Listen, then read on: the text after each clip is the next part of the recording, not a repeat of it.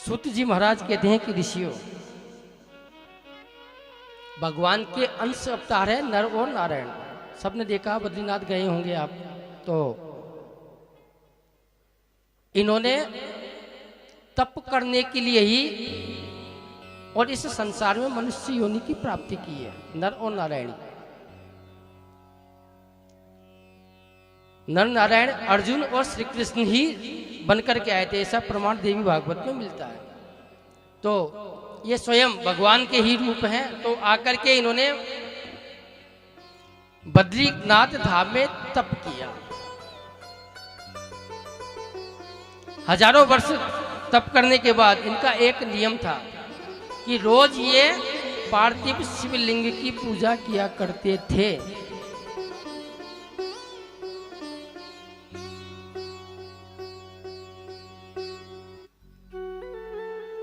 रोज पार्थिव शिवलिंगों की पूजा किया करते थे और नित्य पूजन में मेरे महादेव उन लिंगों में आकर के प्रतिष्ठित हो जाते थे। जब जब ये पूजा करते थे नर और नारायण, नियम था पार्थिव शिवलिंग का। शिवलिंग के लिए कहा है, लिंग थाप करी विधिवत पूजा,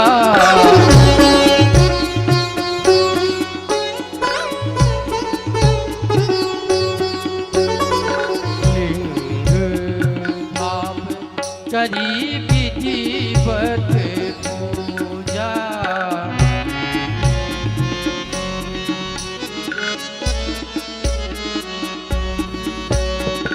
शिव समान मोहे कोई न दूजा,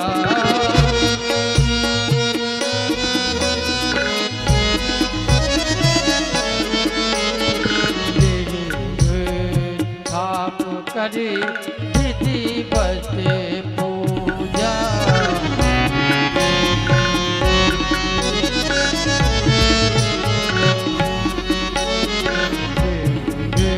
छाप करे विधिवत पूजा।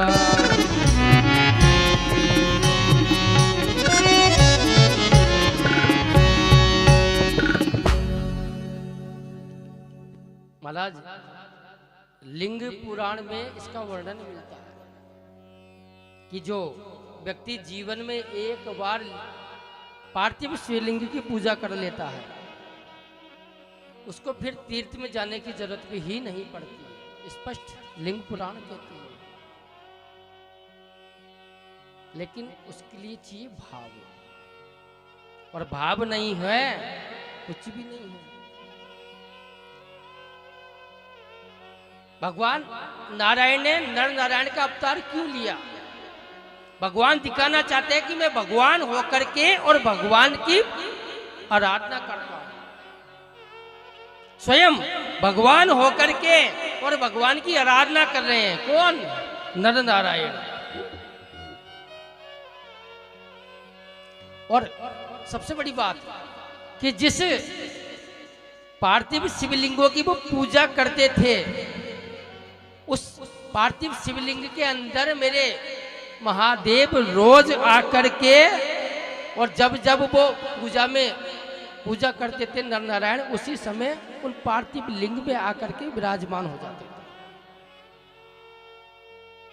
कई वर्षों तक उन्होंने पूजा की और नित्य भगवान उस पूजा में आने लगे मेरे महादेव। एक दिन महादेव बड़े प्रसन्न हुए और वास्तविक रूप में आकर के और नर नारायण से कहा कि नर नारायण, वर मांगो, हम तुमसे बड़े प्रसन्न हैं, क्या चाहते हो? अब हमसे आकर के कोई भगवान कह दे कि वर मांगो तो क्या मांगेंगे? वो सामर्थ्य ही नहीं है, क्या मांगेंगे? ज्यादा ज्यादा धन दौलत वैभव संपत्ति यही मांग सकते, इससे ज्यादा हमारी कैपेसिटी है ही नहीं। ज्यादा ज्यादा हम अपने परिवार के लिए मांग सकते हैं, नियम तो ये कहता है महाराज कि सर्वे भवन्तु सुखिने सर्वे सन्तु निरामया सर्वे भद्राणि पश्यन्तु माँ का सब दुख भाग भवेत्। सब निरोगी रहे, सबकी चिंताएं दूर हो, सबके ऊपर मेरी भगवती की कृपा बनी रहे, मेरे देवादिदेव महादेव की कृपा बनी रहे। लेकिन आज के युग में ऐसा नहीं होता था। ये तो वरदान किसने मांगा? नर नारायण ने, सबके ऊपर आपकी कृपा बनी रहे। और आज के जमाने में यदि भगवान आकर के कह दें तो क्या कहेंगे? हे भगवान हमारा परिवार सुखी रहे। ज्यादा अगर अच्छे होंगे तो मोहल्ले की भी कह सकते हैं कि हमारा मोहल्ला सुखी रहे, नहीं तो अपने परिवार तक ही सीमित है। और यदि परिवार के लोग भाई बंधु भी आपकी बात नहीं माने तो फिर तो कहेंगे कि हे भगवान मेरे तो बेटा बेटी परिवार जो भी है, बेटा बेटी पुत्र जो भी है सुखी रहे। और बेटा बहू भी आपकी बात नहीं माने तो भगवान प्रसन्न हो गए। बेटा बेटी भी बात नहीं माने तो क्या कहेंगे? भगवान कोई किसी का नहीं, अब तो घुटू भी है ना, घुटनू ये भी दर्द करने लगे, हम ही सुखी रहे, बाकी हमारे क्या मतलब, हम स्वस्थ रहे। लेकिन प्रार्थना हम क्या करते हैं भगवान से कि सुखी रहे संसार सब, कोई न हो दुकारी, सब हो निरोगी भगवान, धन धान्य के भरे भंडारे, सब भद्र भाव से देखे, सद्मार्ग के पुजारी, दुखिया न कोई रहे, सृष्टि में प्राणधारी। हे भगवान इस संसार में कोई दुखी ही ना रहे। नित्य प्रार्थना करते हैं, जिसने भी जन्म लिया, जिसने भी संसार में जीव बनकर के आए, दुखिया रहे ना कोई संसार में। बस इस बात का आप ध्यान रखें। लेकिन मेरे नर नारायण कहते हैं कि प्रभु सर्वे भवन्तु सुखिनः, सब निरोगी रहे, सबके ऊपर आपकी हमेशा कृपा बनी रहे, आपके कृपा आपकी छत्र छाया हमेशा बनी रहे, हमेशा जीव पर आपकी कृपा बनी रहे। महादेव ने कहा कि नर नारायण मैं तुमसे बड़ा प्रसन्न हूं और जो तुम मांग रहे हो मैं तुम्हें बड़ प्रदान करता हूं, तथास्तु। नर नारायण ने कहा कि प्रभु अभी तो सतयुग चल रहा है, इस सतयुग में तो आप पार्थिव शिवलिंगों में रोज आकर के प्रतिष्ठित हो जाते हो, रोज आते हो। लेकिन हम चाहते हैं कि आप कलयुग में भी इस पार्थिव शिवलिंग की पूजा को स्वीकार करना। अब यहाँ एक बात और लिखी है शिव पुराण के महात्म्य में कि जैसे हम केदारनाथ की यात्रा जाएं तो केदारनाथ की यात्रा कोई सहज यात्रा नहीं है। आप कहीं गए हो आपको पता है, बहुत बहुत बड़ी बड़ी दुर्गम घाटियां होती है, बड़े बड़े पहाड़ होते हैं,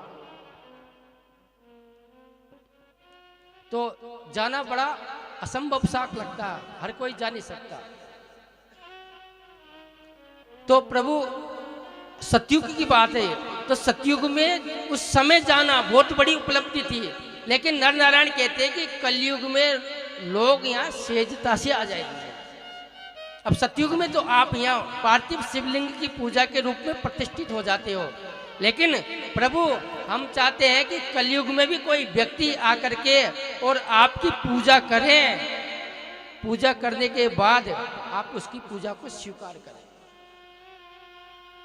अब यह दूसरी बात और सुन लीजिए, क्योंकि आजकल मंदिरों में हमें प्रवेश तो मिलता नहीं है, बड़े बड़े मंदिर हैं, तो अब केदारनाथ की यात्रा जाएं तो दूर से दर्शन, कहीं भी चले जाओ, तो उसके लिए कहा है कि केदारनाथ के नीचे जो गंगा बहती है उसमें आप 5 पार्थिव शिवलिंग बनाइए।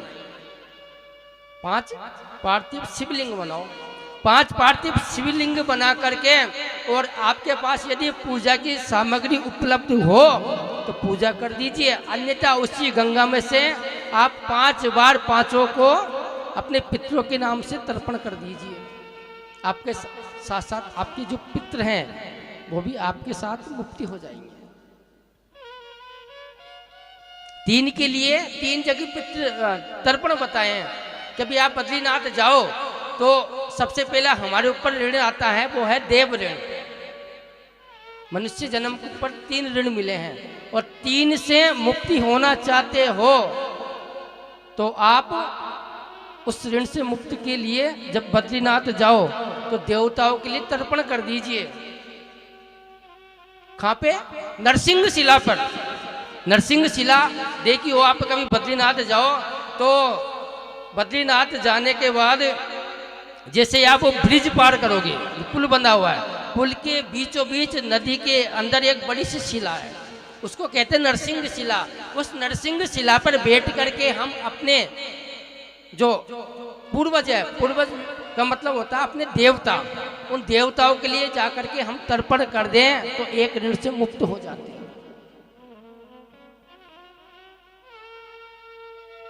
कभी नेमी सारण्य में जाएं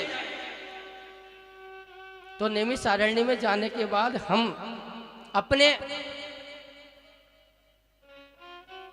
जो ऋषि हैं, ऋषि, क्योंकि दूसरा ऋण होता है ऋषि ऋण, ऋषि ऋण हमको मुक्त करने के लिए नेमी सारण्य में जाकर के हमें एक बार जीवन में जरूर तर्पण करना चाहिए।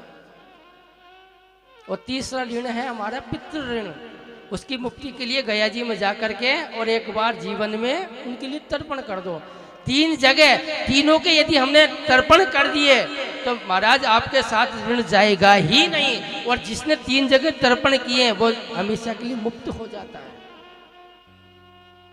जाकर के जरूर करना, क्योंकि हमारे जन्म संसार में होता है तो 3 ऋण हमारे साथ चलते हैं, देव ऋण, ऋषि ऋण और पितृ ऋण। और इन ऋणों से मुक्ति के लिए 3 जगह अलग अलग जाकर के तीनों के लिए हमें तर्पण करना चाहिए, नियम है। और तर्पण किया, हमारी पूर्वजों की भी मुक्ति, हमारी भी मुक्ति, पूर्व अगला जन्म हमें लेना ही नहीं पड़ेगा। तो शिव महात्मा कथा कहती है कि उस समय भगवान ने नर नारायण ने कहा कि आप वरदान दीजिए कि कलयुग में भी यदि कोई व्यक्ति आकर के यहाँ पार्थिव शिवलिंग की पूजा करेगा तो आप उसमें प्रतिष्ठित हो गए। उस समय महादेव ने वरदान दिया कि जो भी आकर के यहाँ तर्पण करेगा, जो भी आकर के 5 लिंग बना करके मेरी पूजा करेगा, उसके लिए मैं प्रतिष्ठित रूप से उस लिंग में विराजमान होकर के उसकी पूजा को स्वीकार करूंगा। अब दूसरी बात क्या लिखी है महात्मा कथा में? शिव कथा कहती है कि जीवन में यदि हमने एक बार केदारनाथ की यात्रा कर ली, जीवन में एक बार केदारनाथ की यात्रा कर ली तो उससे दोबारे मातृ गर्भ में नहीं आना पड़ता। स्पष्ट लिखा, पढ़ के देखना शिव पुराण। जीवन में एक बार जिसने यात्रा कर ली कहाँ की? केदारनाथ की, मातृ गर्भ में नहीं आना पड़ेगा, क्योंकि कहा है गर्भवासम समम दुखम भूतो न भविष्यति।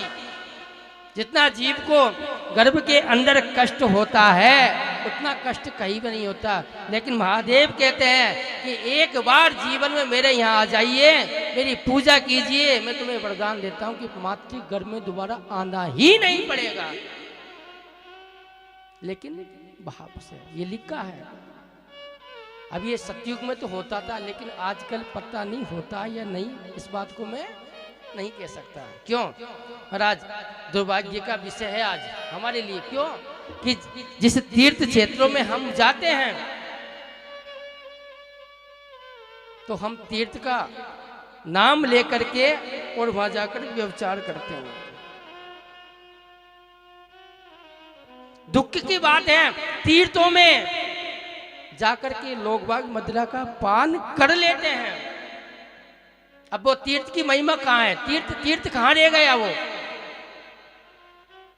तीर्थ में जाने के बाद मदिरा का पान करते हैं। इससे दुख की बड़ी बात और क्या लोगे? इससे बड़ी बात पी लेते हैं, कोई बात नहीं, लोग मांस भक्षण कर लेते हैं तीर्थों में जाकर के। और जिस जगह तीर्थों में मांस भक्षण करते हैं, मदिरा का पान करते हैं, वो तीर्थ तीर्थ कैसे हो सकता है फिर? क्योंकि वो भाव तो हमारे मन में है ही नहीं। पहले के जमाने में जाते थे लोग, पैदल यात्रा करते थे, पैदल साल साल भर लग जाती थी, गाड़ी बैलों में जाते थे। महाराज यात्रा उनसे कहा करते थे, आपने देखा होगा पूर्वज हमारे जब जाते थे तो व्यवस्था क्या होती थी? सत्तू सेक करके लेकर जाते थे, शक्कर पारे बना लेते थे, महीनों तक चलता था। आजकल तो सुबह का शाम तक नहीं खा सकते हम।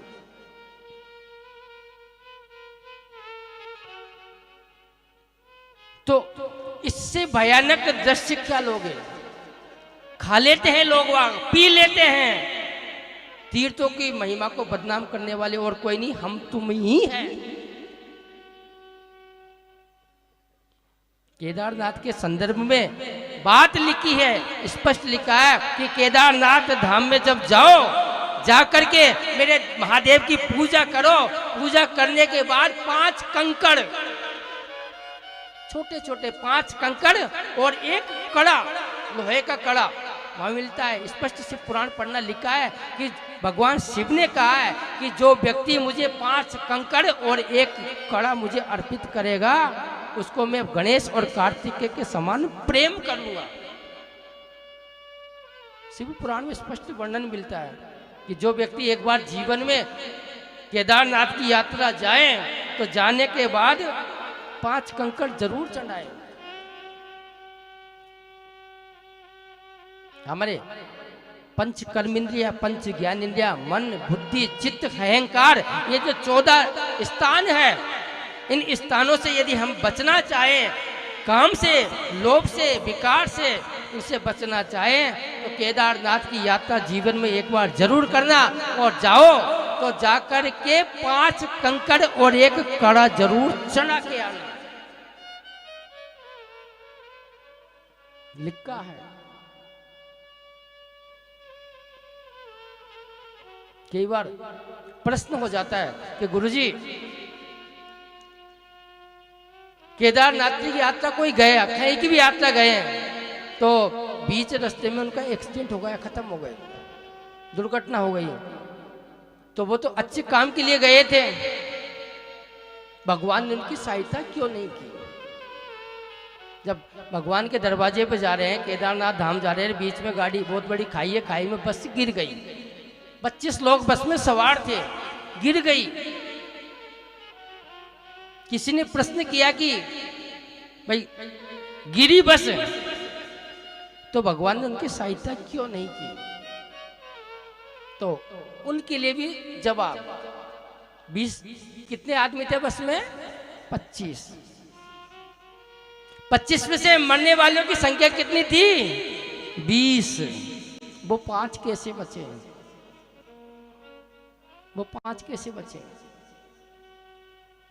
भाई इतनी बड़ी खाई में बस गिरी थी तो 25 के 25 को ही मरना था ना, वो 5 कैसे बच गए?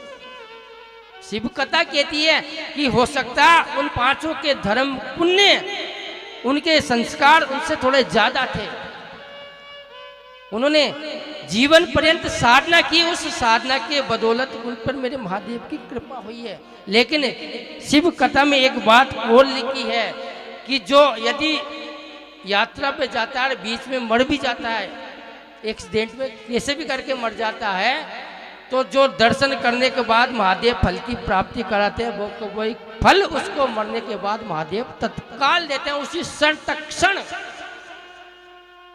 आगे पीछे नहीं। जो फल उसको मरने के बाद मिलेगा, दर्शन करने के बाद मिलेगा, वो को वही फल उसको मरने के बाद भी प्राप्त होता है।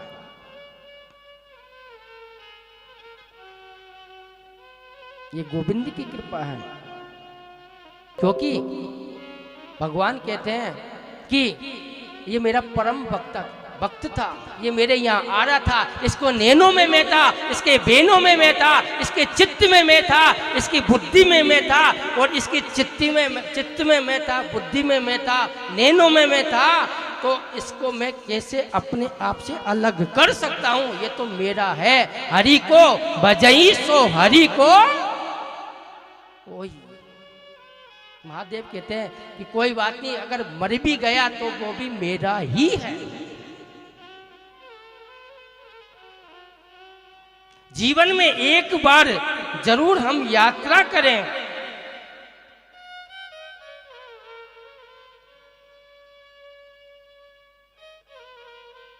हमें कहीं भी ज्यादा ही परेशान हो जाए घर के अंदर, कहीं भी हमें शारीरिक कष्ट हो या फिर ऊपरी हवा की बाधा हो, हमें कहीं भी मुक्ति की राह नहीं मिलती, तो 7 बार अपने पैर के अंगूठे से और सिर तक 7 बार नाप करके लच्चा लीजिए। लाल लाल लच्चा जो कच्चा आता है, कच्ची सूत का, 7 बार नाप लीजिए उसको। 7 बार जैसे ही आप नापोगे, 7 बार नाप के उसकी एक आप बाती बना लीजिए। और जैसे ही आप बाती बनाओगे तो बाती बना करके एक सकोरा, कभी केला देवी गए हो आप?